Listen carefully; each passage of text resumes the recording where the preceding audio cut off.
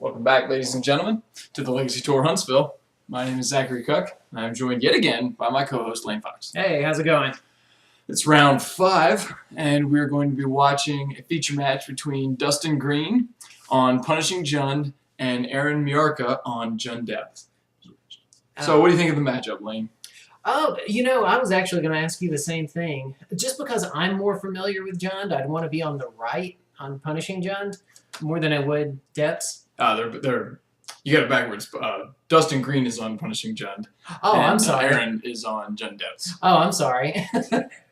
Okay. Yeah, so I'm sorry. I'm a little bit confused. But yeah, I'd rather be on Dustin's side just because I'm used to Punishing Jund, even though I think the matchup may actually be favorable for Depths instead. Yeah, given that both of these decks are trying to play a little bit of a grindy game, sort of recur Punishing Fire loop. They both actually have the Grove of the Burn Willows Punishing Fire loop in them, and they're both running a bunch of Wastelands. I think Dustin's list even has a one of Life from the Loam, so they're actually very similar decks. But if you're gonna drag the game out and go long, I think the Depths deck, the more dedicated land style deck, definitely has the advantage long term.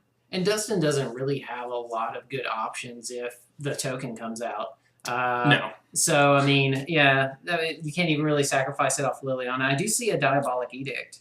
Yeah, the one of Edict is about the only answer that, and a lot of Jund lists don't even have that usually. So, and Jund's not really good at racing either. So, we'll see. It could be he could hit some these Hymn to Torox could be really good.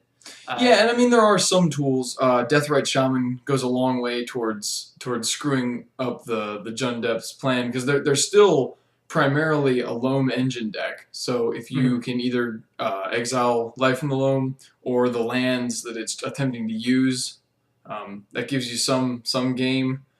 You can also potentially get an early Tarmogoyf and put a lot of pressure on that way. But yeah, if it all sort of revolves around Dustin drawing the right pieces and Aaron not having a really fast combo kill because Dustin really doesn't have any response to that. Yeah, it looks like Dustin took a mulligan and he scribed to the bottom. I didn't get a good look at what he sent to the bottom. It didn't seem like he liked it. So now, and I guess Dustin is going first. So let's see, he's going to lead Dustin with won the battle. Yeah, so he's got is that a Wooded Foothills? Yep, just a Wooded Foothills and a pass, so no turn 1 play. Although that's not uncommon out of Punishing Jund. They have a couple 1-mana creatures and some Thoughtseizes, but their deck really comes online at 2 mana. Yeah, so Aaron didn't have a first turn play. He likewise doesn't, although his deck I think is doing it because he has Mox Diamond. So I assume he's trying to run. Well, he's running the Smallpox. I was looking to see if there was Chalice of the Void, although there doesn't appear that there is. Looks like he's just to power up Life from the Loam early. Yeah. Another thing I didn't think about, because he is probably effectively racing Aaron here. The Grove of the Burn Willows probably isn't the card or the land that you want to see. It does kind of set you up for the combo, and that's nice. But at this point, you kind of hate to be putting them up alive. But no, and that Punishing Fire loop it's too slow. I think. It's actually I think Aaron's deck does it better, and it's too slow. Like Aaron has a fast kill, whereas Dustin. This is the fastest kill he can hope for, but even now it's only a 1/2. Yeah, so hopefully he can start to put some stuff in the yard the next turn. Would have been nice to have been able to lead with something like a Thoughtseize. And do you think now at this point have people looked? Have they had a chance to scope through and people know what everyone else is on? You think Dustin knows Aaron's on Depths? It's possible. You're right. By this point, there's a good chance that the players with the higher records know what the other players are on. Although it's worth mentioning that this match specifically is not the highest seeds. This isn't like the 3-0s playing or the 4-0s. All of those players have opted to draw into the top 8. Oh, there we had a pretty tech play. Yeah, I was wondering at first as Aaron attempted to Punishing Fire Tarmogoyf, which the way that works is the damage will be on the Tarmogoyf, but it'll become a 2/3 because there's now a land and an instant in the yard. But then by using his Grove of the Burnwillows, he was going to return it to his hand, and in response, Dustin put a Punishing Fire of his own in the graveyard so that the Tarmogoyf wouldn't die to it. Yeah, because I was curious at first, why didn't he just go ahead and use that spell on his turn to make the Goyf a little bit bigger and just throw it at his face? So, but I guess he was next leveling him, right? Well, or it's possible, like we were just talking about, that because this isn't the top player's match, this is actually a win and in match where the player who wins makes it, and the one who doesn't will end up in not making top 8.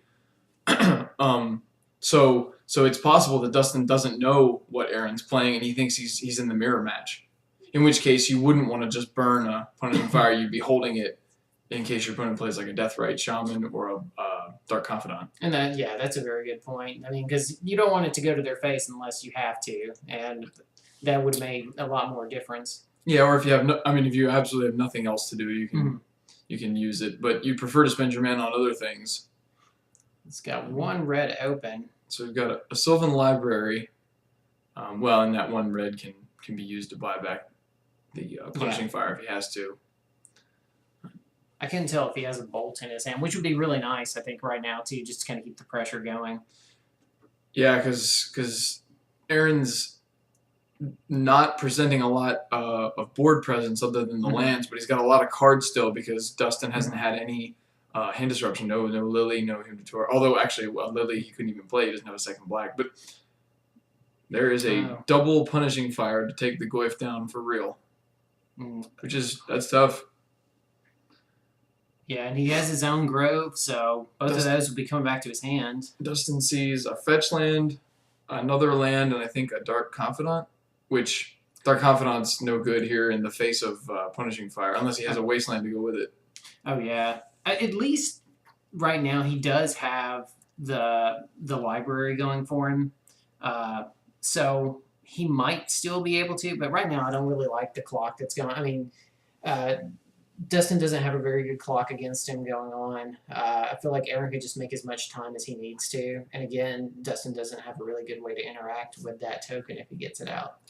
Right, and now that he has a pair of Punishing Fires, Aaron that is, nothing will survive but a Tarmogoyf. And soon a Tarmogoyf wouldn't even survive because Aaron will be able to cast and recur and cast again enough Punishing Fires that he could kill even a 5/6 Goyf. So yeah. I don't think that's the route anymore. It's going to have to be some Wastelands or something of that nature.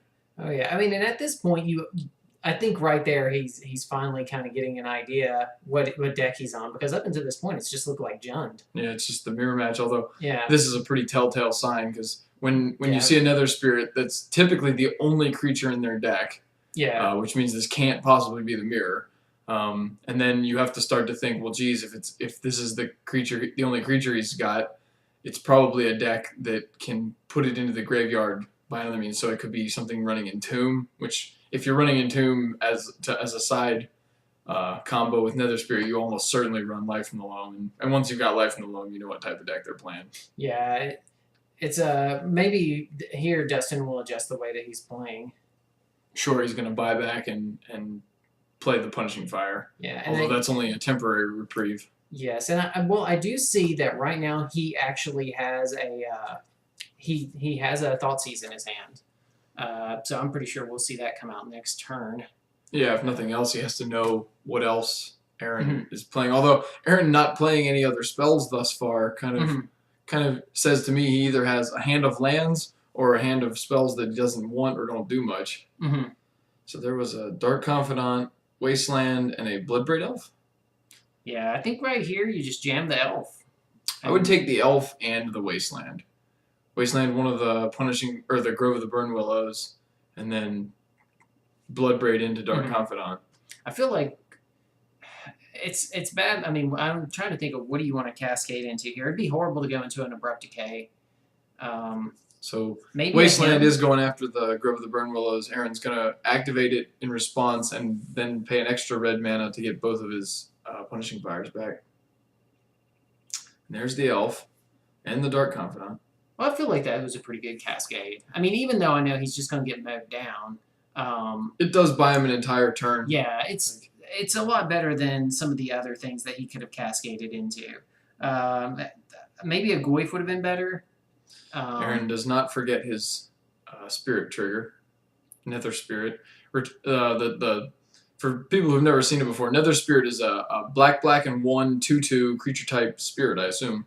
That at the beginning of your upkeep, if it is the only creature in your graveyard, you can return it to the battlefield for free. So it's just a triggered ability that can occur every turn, and it is the only creature card in his entire deck.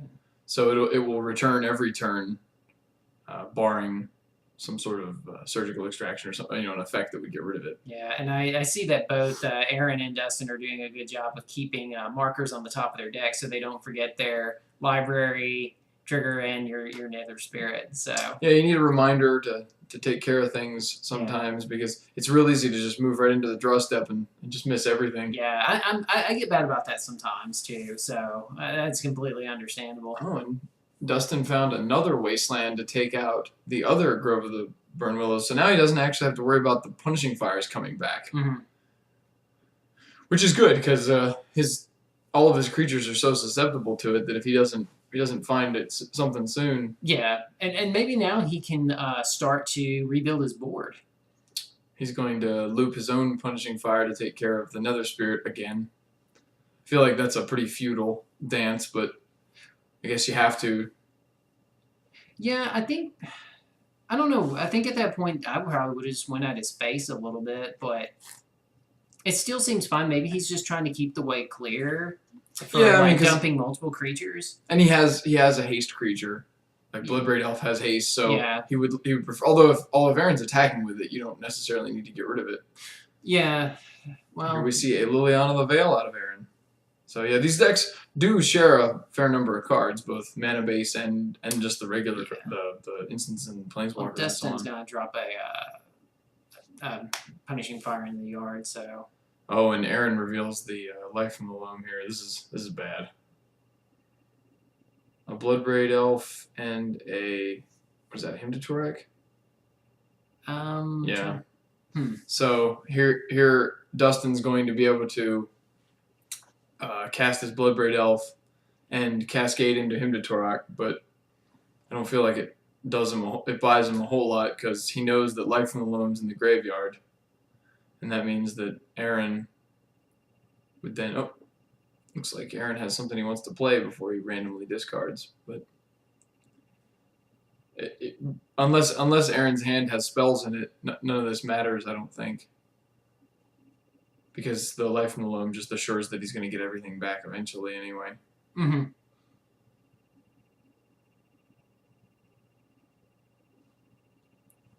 Being able to punch down that Liliana is pretty nice, though. But again, you kind of wish you could go to his face at this point. Here we see a crop rotation. Wonder if this means he'll be looking for a utility land, like another. Well, he doesn't need to get another Grove of the Burn Willows necessarily because he's got 2 in his graveyard already. Mm-hmm. He could start looking for the combo pieces, maybe like a Dark Depths. Yeah, oh, there it is. Or that seems fun Thespian too. Stage. Yeah, this sort of sets or starts to put pressure on Dustin, especially if he can find a Thespian Stage off of the Dredge. From Life from the Loam.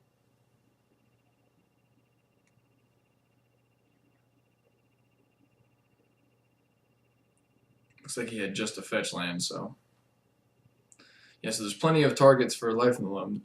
One of the big downsides to the Jund Depths deck versus lands, like the deck lands, is that Jund Depths doesn't run any accelerants. Like there's no not burgeoning exploration or mana bond. So you can Life from the Loam and get a bunch of lands back, but you can't accelerate and play all of them. You're sort of stuck with just one per turn. Did Aaron just flash another crop rotation? Oh, that would be miserable. Yeah, because he chose not to dredge. Oh wow. Wow, that's. I wonder if that was a misplay. I think normally in that situation you would dredge the life from the loam, and get back your groves and start the punishing fire loop again. But This works too. it seems. I mean, hell, if you're going to draw perfect, why not? Why not, right? Yeah. Because now he has the rest of the combo, Yeah. and Dustin is just he's just dead. I don't. Yeah. He would have to have a diabolic edict in hand, and even then, I mean, I don't think he has enough pressure on the table to go anywhere with it. I was interested to see Dustin drop that abrupt decay right there. I kind of feel like he'd want that for the Liliana. I think his he can take care of the Liliana with punishing fire is part of the reason. Oh, okay. Like he doesn't actually need removal, and he knows that Aaron has no other creatures that abrupt decay is necessary for. So if he has anything else in his hand that's relevant, it's better to keep that than extraneous removal. But yeah, Dustin sees the writing on the wall. I guess that means there was no upcoming edict, and there you have it. Game one goes to Aaron Miarka. Yeah, I feel like that's tough for Dustin. It really is. So I feel like he did what he could. All right, we're going to take a minute, just talk about the Legacy Tour. It's the event you're watching, but if you're interested in getting involved in the next one, it'll be on February 13th. It's less than a month away now. It's going to be hosted out at JC's House of Cards in Madison. JC's has a really nice play area for it, and and I'm really excited. After the success or the turnout for this event, I think the next one might be even bigger. Oh yeah, I was excited, and to see decks like Jund Depths. I'm really excited about that. Yeah, that's not a common one. So people are getting creative. On to the sideboards we do go. It looks like you've got Dustin's deck list. So given what we have here, what do you think's coming in? What's coming out? This one's a tough one for me. I almost think engineered explosives can come in for 0 just to get rid of the. Well, no, it destroys, so therefore it's indestructible. So that's not really going to do any good. Right, explosives won't get it. So, oh my goodness. What else have we got here? Duress, extraction. Well, surgical extraction is very good. Yeah, surgical extraction is great because it takes is a wasteland or a bad life from the loam, and you can extract the entire combo. Yeah. What about pithing needle? That's not really going to. Is it an activated effect that puts the token into play? No, but the activated ability on Thespian stage. That's a good point. You can pithing needle that, so needle's good. Ensnaring Bridge technically will stop it. I mean, it's not the most ideal way to fight the combo, but it works. I guess technically Rakdos Charm also is a graveyard exiling effect that is good against half of the combo. See, the problem is you need to get all that junk into their yard to stop them from doing it. But I would think he has enough dead cards in this matchup that Rakdos Charm, both surgical extractions, and the pithing needle are all good decisions, and maybe the bridge as well. I don't know that duress or engineered explosives is the effect he's looking for. Same thing with pyroblast. Yeah, so I believe that those can come in. Let's see. On Aaron's side, I don't know that pithing needles is good for him. It can stop Deathrite Shaman, which is very relevant. But I think Aaron's deck is pretty well equipped to fight creatures as it is. I don't know that using a card like pithing needle is necessary. I think that's probably a better card in matchups like, say, against a deck like Death and Taxes, where they have a lot of activated abilities that your punishing fires can't stop because of cards like Mother of Runes.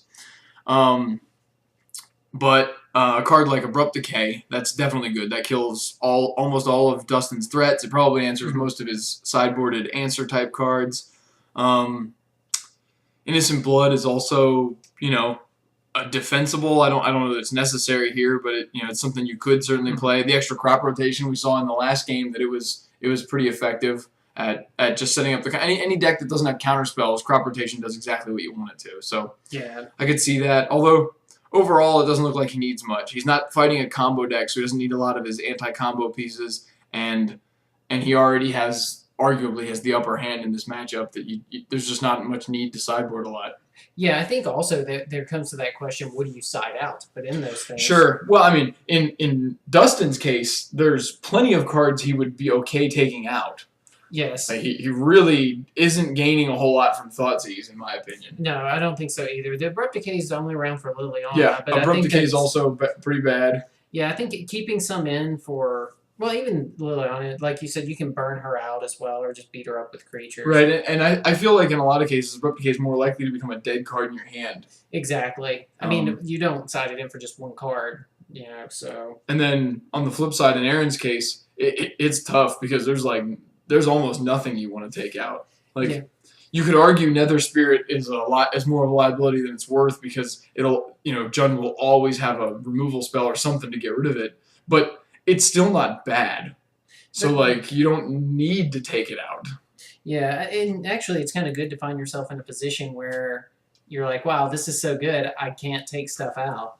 So Yeah. what is going to build you a new deck that's going to make the situation better. So, Yeah, we identified cards that could come in, but there isn't really a whole lot of cards that need to go out.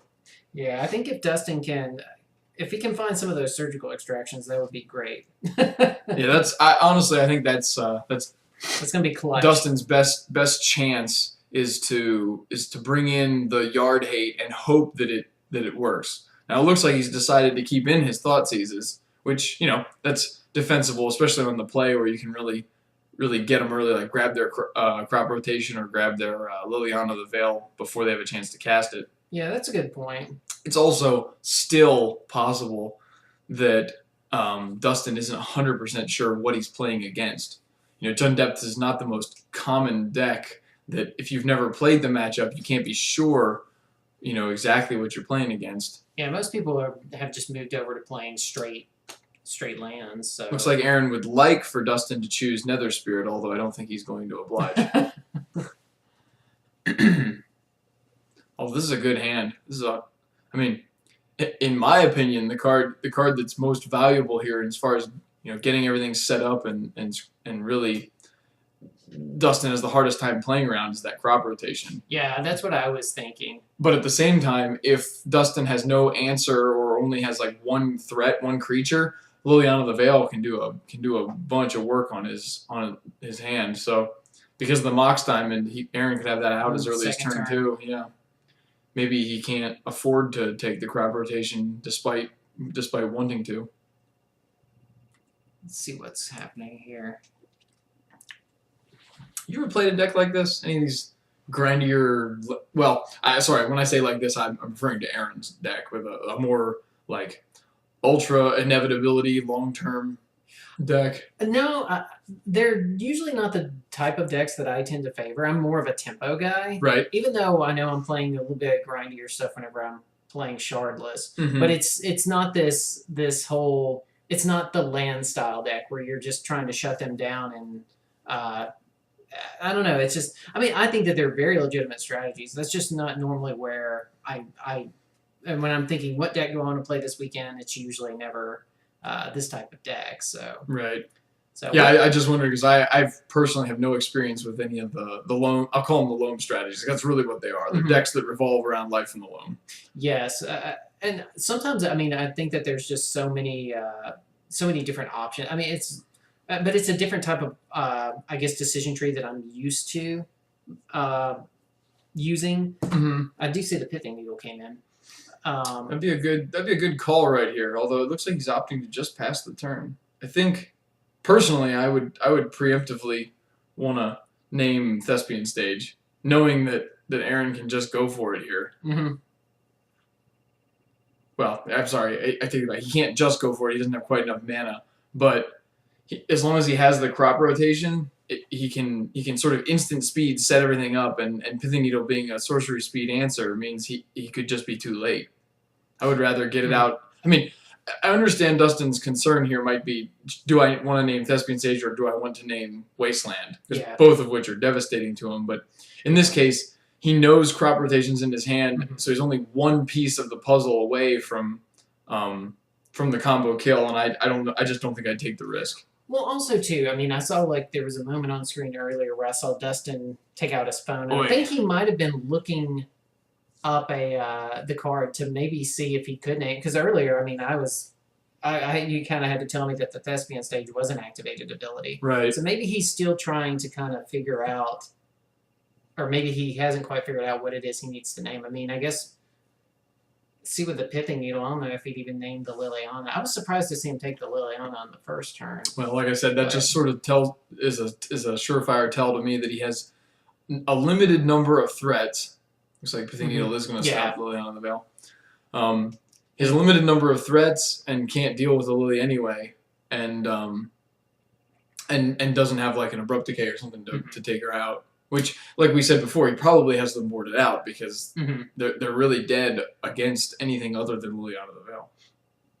Yeah, it would have been nice for him to, I think, even spent that first turn dropping a Deathrite Shaman in lieu of Thoughtseize. But, you play what you got.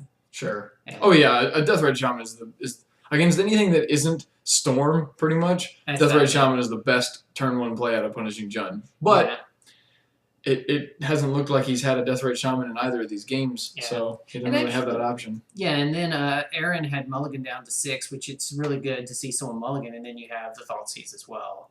Of course, he's got a hand that's so insulated against it. He's he's got the Nether Spirit, which here it is, Yeah. and he's a Life from the Loam strategy that Mhm. it just once you find Life from the Loam, it just doesn't matter anymore. Yeah, well, he's also down. He missed his land drop as well, and that's pretty painful. Oh, Dustin did, yeah. And looks Yeah, like I think Aaron has did chosen. too. Aaron has chosen not to. Oh, I guess you can't attack with it. It's just, the Nether Spirit just entered the battlefield. Okay, my bad. Well, also too, I think Aaron missed a land drop for the last turn as well, so at least Right. there's that going on. So Dustin has found a Dark Confidant, and I assume he's deciding what land to search for because he has a basic forest as well. And if he wants to try and insulate himself a little more against Wasteland, he'll probably go for that with his Catacombs. I actually know Dustin's list really well because I loaned him the entire deck Now, how do for you this event. how do you feel about Dark Confidant here? I mean, he's probably just going to die to the Lily. No, the Lily's Pithing Needled, so it's actually that's safe. true. Yeah, I'm sorry, I forgot all about the needle. And it looks like Dustin's decision to fetch a basic swamp was correct because there is the Wasteland, right on time. Now he is stuck on red, and he does have a. I'm sorry, I can't Bloodbraid remember right Elf. now. Bloodbraid Elf in his hand. Yeah. So he's going to need that.